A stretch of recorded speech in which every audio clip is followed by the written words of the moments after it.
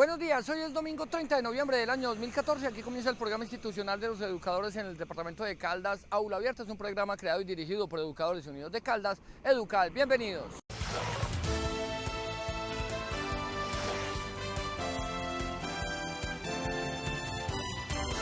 Estuvimos en la institución educativa Santa Juana de Arco, es sede de la Bartolomé Mitre en el municipio de Chinchiná. Allí asistimos a un concierto navideño.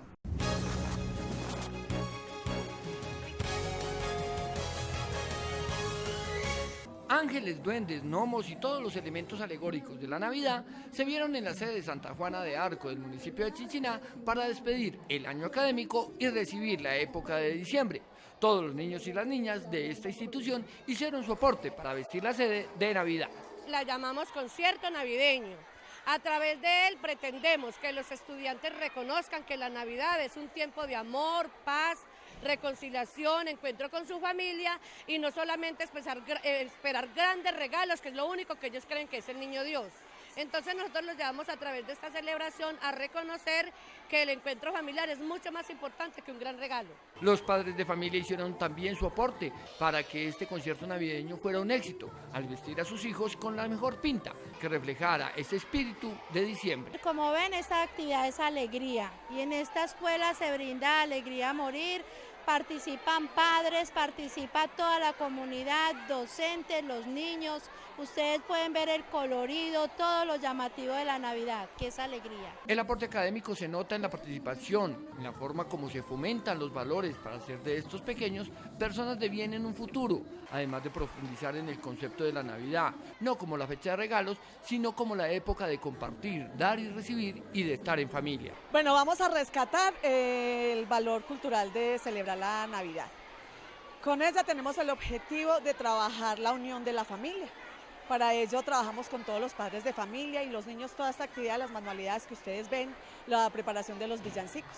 Esta fiesta navideña tuvo su aporte ambiental también, porque además de decorar la institución educativa, sirvió para unir a los niños con sus padres alrededor del trabajo con material reciclable para hacer diferentes adornos. Realizamos los pesebres, los árboles, todo con material reciclable, para potenciar el proyecto de medio ambiente y del cuidado de la naturaleza que a través de todo el año nosotros trabajamos con ellos. Directivas de la sede central asistieron y vieron con buenos ojos estas actividades que involucran a los estudiantes de esta institución. Es que es un trabajo hecho con dedicación, con tiempo y sin utilizar el tiempo académico.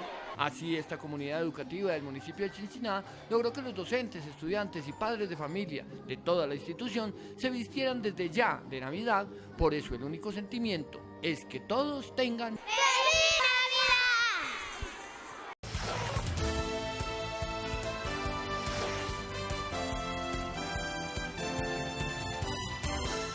Con la premiación del concurso de crónica y ensayo se conmemoró el 25 de noviembre el Día de la Eliminación de la Violencia contra la Mujer.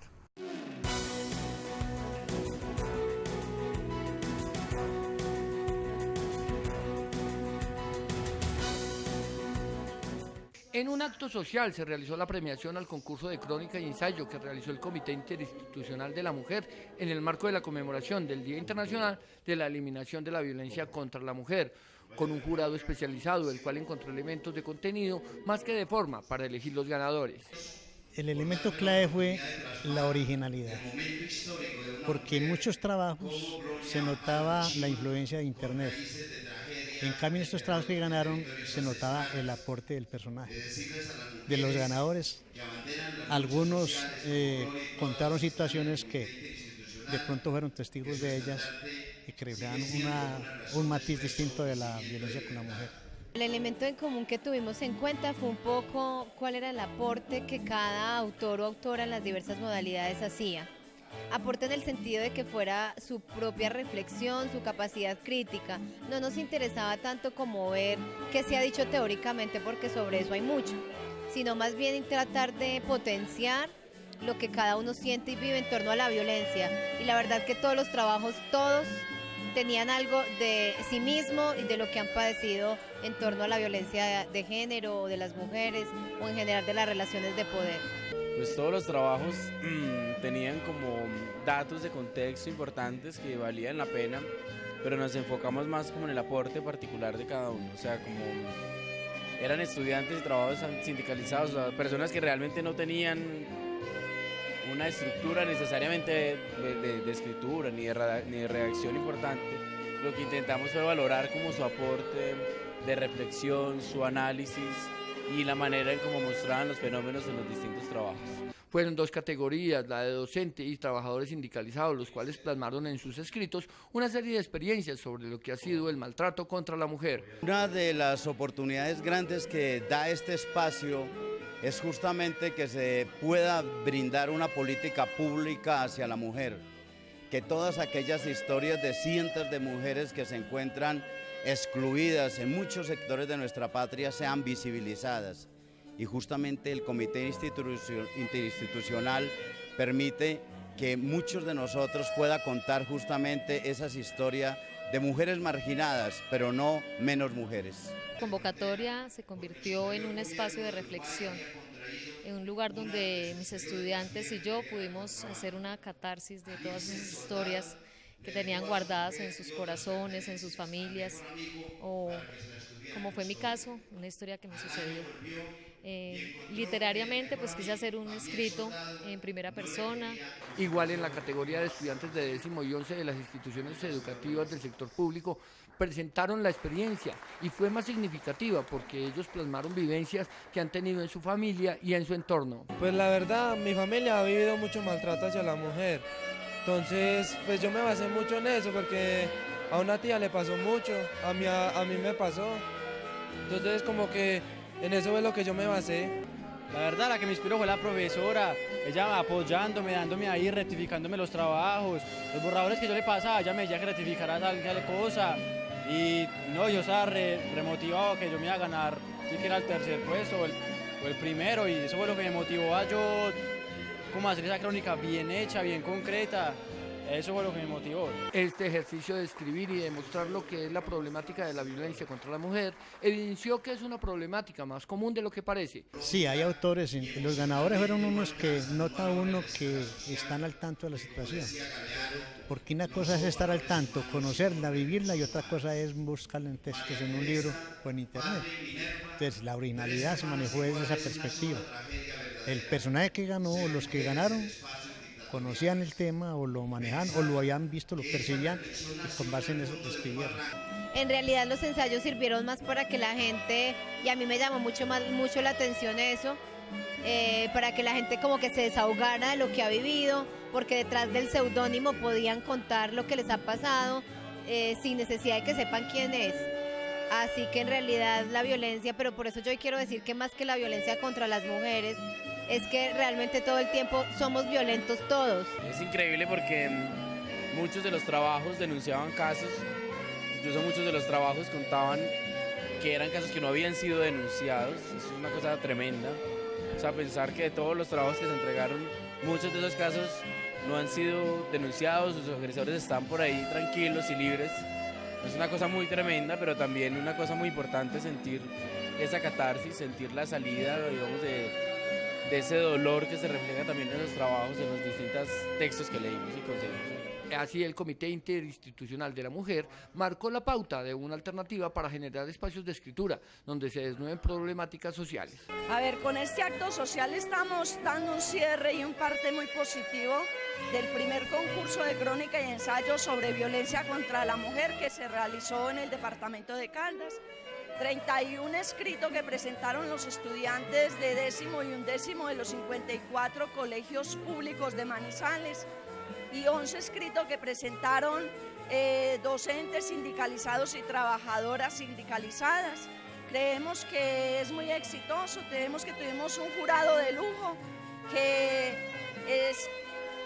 pudo visualizar y pudo discernir quiénes eran los mejores contenidos en este tema tan sensible para el país como es la violencia de género. CUD, Educal, Universidad Católica, Policía Nacional, entre otras instituciones, son las que le apuestan a que algún día sea solo un mal recuerdo la violencia en contra de la mujer.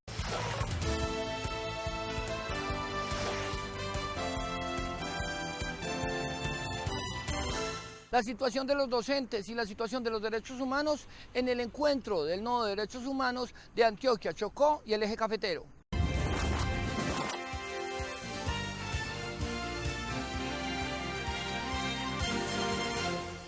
El Nodo de Derechos Humanos del Eje Cafetero, Antioquia y Chocó. Estemos en capacidad de organizar un evento de esta magnitud. Me parece que hay que valorarlo y hay que visibilizarlo, y estos son los medios para lograrlo. Tenemos un objetivo grueso, cuál es el de discutir conjuntamente la problemática en materia de derechos humanos que alcanzamos a leer desde cada una de las regiones que hacen parte del nodo, y de hecho que desde este escenario tienen que salir unas conclusiones bien importantes que entraremos a compartir. Se reunieron directivos de los sindicatos de educadores del Eje Cafetero, Antioquia y Chocó en el encuentro de derechos humanos, donde se visibilizaron las diferentes problemáticas que aquejan a los maestros en esta región del país. La verdad es que en ninguno de estos departamentos la situación es fácil. Nosotros habíamos llegado a unos acuerdos en cuanto a lo que era la permanencia de los docentes en los establecimientos educativos, que ya hemos dicho que era de 6 horas, y en cuanto a la asignación de la carga académica, de los 22 periodos de clases.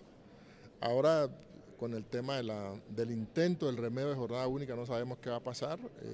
Estamos atentos a ver qué es lo que va a ocurrir en el año 2015, pero va a ser un tema seguramente sumado a los otros que tenemos, como los pésimos servicios de salud, deudas atrasadas en el departamento, etcétera, etcétera, que se va a sumar a las tareas que tendrá que asumir el sindicato en el 2015. Es un tema que todavía sigue con muy pocas resoluciones favorables.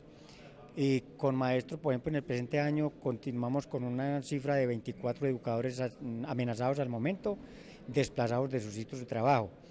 Lo que vemos allí en esa situación es que día a día se agrava su situación. ¿Por qué razón? Porque vemos como la Secretaría de Educación del departamento, si bien le reubica, pero también lo reubica bajo el chantaje y la amenaza de traslados inconsultos que no garantizan realmente el bienestar familiar del educador, su estabilidad permanente y su seguridad definitiva, donde el educador deba tener una verdadera aceptación y anímicamente quede ameno y de acuerdo a su sitio de trabajo. Consideramos que hay una problemática latente, como había comentado el anterior compañero de la Defensoría del Pueblo, el doctor Diego Galvez, en el sentido de que el magisterio es el que ha venido sufriendo, prácticamente el magisterio del Quindío, amenazas, extorsión por parte de grupos al margen de la ley, en el cual consideramos nosotros que es contraproducente para desempeñar nuestra labor docente. Piensan estos grupos que es que el magisterio a nivel de Colombia gana un dineral, y sabiendo que estamos siendo mal remunerados, que es otra violación a los derechos humanos en esa parte. Entonces mantiene en constante, digámoslo así, temor el maestro ya de ir a enseñar a las aulas de clase, de impartir su enseñanza, sabiendo que nosotros solamente educamos al pueblo. La situación de derechos humanos requiere, como lo estamos haciendo en el día de hoy y mañana, un análisis amplio, una discusión amplia, porque de hecho diría yo que ningún sector de la población colombiana, y en particular la población magisterial, se escapa de lo que significa la problemática social tan grave por la que atraviesa nuestro país. La situación de los derechos humanos en cuanto a los docentes, directivos docentes, o sea, a nivel educativo, es muy alta, desafortunadamente. Hay un alto índice de docentes y directivos docentes amenazados, no solo por su función docente, sino también por el hecho de estar en una sociedad que no debería ser. Yo he pensado desde mi punto de vista que los maestros y las instituciones educativas debe ser un lugar de paz, no debe mediar, o sea, debe ser neutral a todos los conflictos, tanto armados al margen de la ley como armados del gobierno, porque a veces llegan a las instituciones educativas el ejército, y nos hemos podido dar cuenta que el ejército también hace violaciones de los derechos humanos. Visibilizar las problemáticas que se tienen y hacer los correctivos necesarios para que el docente pueda desempeñar su labor sin contratiempos y un buen clima laboral. Por eso la Escuela Sindical Nacional fue garante en este evento para que sea un clamor nacional la defensa de los derechos humanos de los docentes. Para la escuela reviste suma importancia participar en este espacio, lo entendemos como un espacio de construcción, ¿cierto? Y también como parte del trabajo continuo que hemos venido desarrollando con la Red de Derechos Humanos de las organizaciones sindicales en el país. Nuestro objetivo fundamental es brindar herramientas para el debate, brindar las reflexiones que hacemos frente a los temas de violencia, memoria, reparación colectiva, y dejar unos instrumentos para que ellos se puedan pensar en agendas concretas de trabajo frente al tema de derechos humanos. La salud fue uno de los ejes temáticos que plantearon en este encuentro, porque viene siendo una de las grandes falencias dentro del gremio de los educadores, porque se busca que sea un derecho que no se vulnere cada día.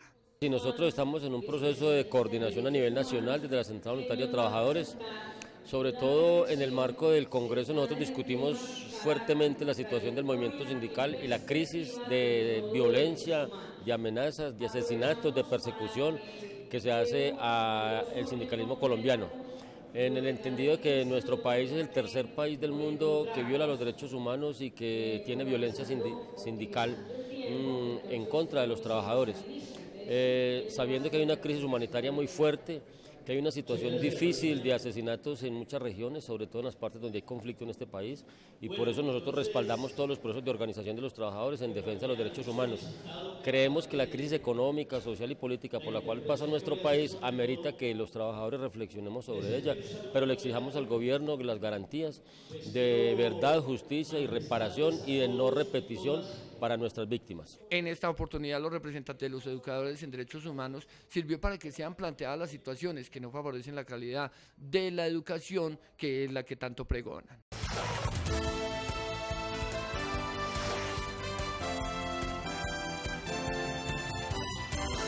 Sigue el CEID haciéndole el análisis y el desglose minucioso a lo que tiene que ver con la mal llamada jornada única que quiere implementar el Ministerio de Educación Nacional.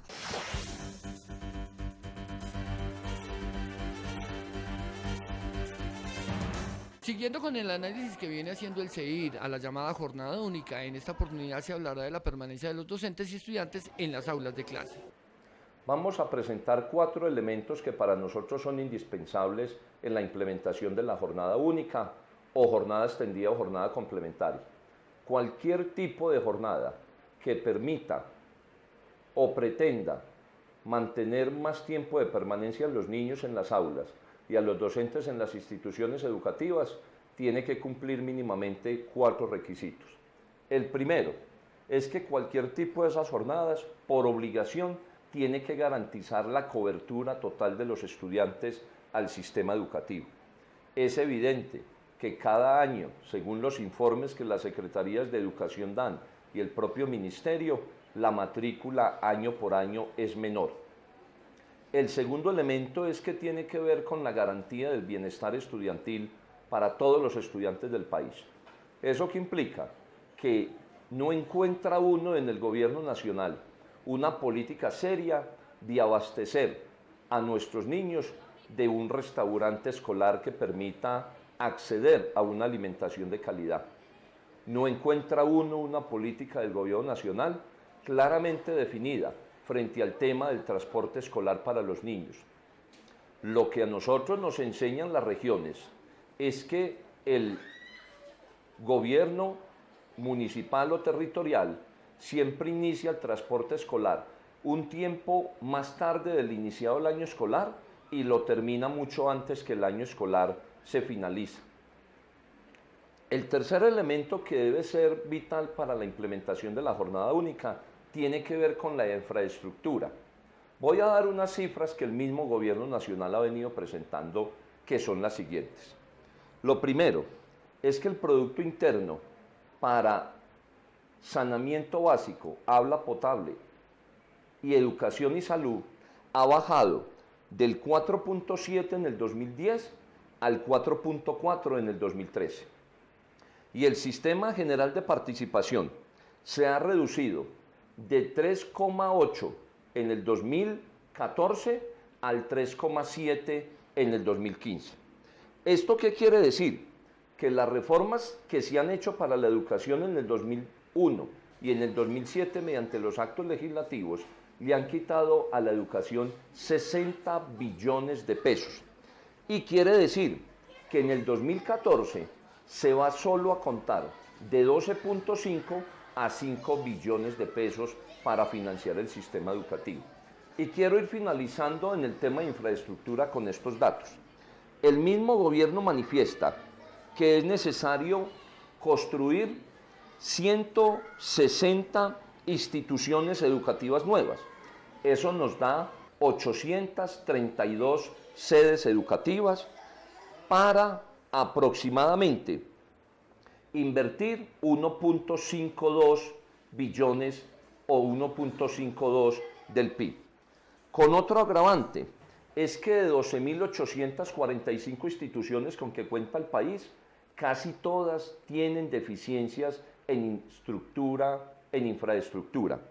Y el déficit de aulas que el gobierno nacional mismo reconoce está por el orden de 50.000. Lo que quiere decir es que cuando hablamos de infraestructura educativa, hablamos de restaurantes, auditorios, bibliotecas, laboratorios, escenarios deportivos, etcétera, etcétera, etcétera. ¿Y eso qué quiere decir? Quiere decir que si esa jornada única o esa ampliación de la jornada no está ligada a la remuneración salarial y al salario profesional de los maestros, no se puede pretender que el salario de los maestros termine convertido en una bonificación por su mayor tiempo de permanencia en la institución. Y cierro con este dato. Se piensa hacer una experiencia piloto de jornada única en el país con 60.000 estudiantes. Eso representa, compañeros maestros, el 0.006 del total de los estudiantes matriculados en el país. Si estos 4 elementos que acabo de dar, cobertura total, mejoramiento salarial para los maestros e infraestructura y bienestar estudiantil, si no se dan en el marco de la autonomía escolar, es imposible que se pueda tener más tiempo de permanencia a los niños y a los docentes en las aulas de clase. La implementación de la jornada única no tiene viabilidad en Caldas por los inconvenientes de infraestructura, transporte escolar, alimentación, entre otros factores. En el departamento de Caldas, la implementación de la jornada única no es tan bien tomada como quiere hacerlo la Secretaría de Educación Departamental, ya que son muchísimos los inconvenientes que se vienen presentando. ¿Por qué? Porque la infraestructura física de las instituciones educativas no es viable, no es una infraestructura buena. Se tiene hecho un balance y el 80% de la planta física del plantel educativo de Caldas está en mal estado. También miramos cómo pretende en el departamento la jornada única llegar a todas las instituciones si el transporte escolar todavía es un gran problema para que lo contraten siquiera por meses, ya que lo contratan es por días. Ahí han querido hacer los malabares que han podido y no han dado cumplimiento efectivo a este transporte escolar. Lo de la alimentación para los alumnos, no es cierto como dicen que para todos los alumnos hay alimentación, es mentira, porque en las instituciones donde tienen 400 alumnos hay alimentación para 230, 250. Y ya hay un agravante muy grave que lo voy a denunciar aquí, es que ya las manipuladoras de alimentos la semana pasada no siguieron trabajando. ¿Por qué? Porque les están pagando es por 180 pesos alumno que se alimente. O sea que una trabajadora de esas no tiene una remuneración adecuada. Otro punto fundamental es la plataforma tecnológica. La plataforma tecnológica no está bien instaurada o bien implementada en el departamento, hecho de que también nos va a tocar seguir los maestros utilizando el recurso que tenemos. Y la jornada única se podrá implementar en nuestro departamento de Caldas si se tienen los recursos económicos suficientes para poder dar un buen bienestar estudiantil a los muchachos y brindar una calidad de vida. Y así podremos sostenernos con una cobertura que nos va a dar lo que el alumnado tiene y lo que el profesorado puede ejecutar con sus propios recursos que nos está brindando el Estado. La Ley General de Educación, en el artículo 85, dice que se debe implementar en jornada única diurna. Para algunos casos sería en la jornada nocturna, ya que resultan algunos cuestionamientos sobre el por qué los estudiantes deben de estar más tiempo en las aulas, sabiendo que el diseño del PI lo contempla. En la Ley General de Educación, o sea, la Ley 115 de 1994, fue una ley construida y defendida por los docentes no para trabajar menos, sino al contrario, para trabajar más, iniciando pues por la elaboración del proyecto educativo institucional.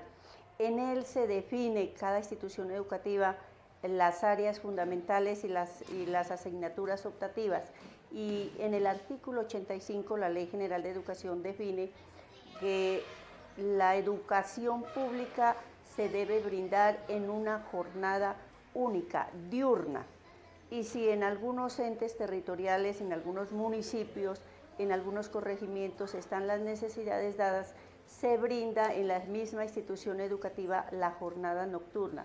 En la jornada nocturna es específicamente donde se atiende a la población adulta, pero esto también estará bajo pues la misma administración. Por lo tanto, en este momento donde el gobierno señala que los docentes trabajamos menos, pero le queremos recordar al gobierno que desde que se promulgó la Ley 115 quedó el compromiso del Estado colombiano construir las instituciones educativas necesarias para poderse cumplir a cabalidad el artículo 85, que es brindar una educación en una jornada única diurna para todos los estudiantes, empezando desde del nivel preescolar hasta el nivel de educación media y en general pues de preescolar al grado 11. ¿Para qué permanecer más los estudiantes en la institución educativa? Precisamente en el proyecto educativo institucional se definen las áreas fundamentales y por lo tanto se dan los espacios para profundizar estas áreas y dar también la oportunidad de tener las asignaturas optativas que contribuyen a que se ejecute todo el proyecto educativo institucional. Tendrán que entrar los gobernantes, rectores y padres de familia a analizar si esto es la educación que quieren para sus hijos, para entender aún más los alcances de la Ley General de Educación.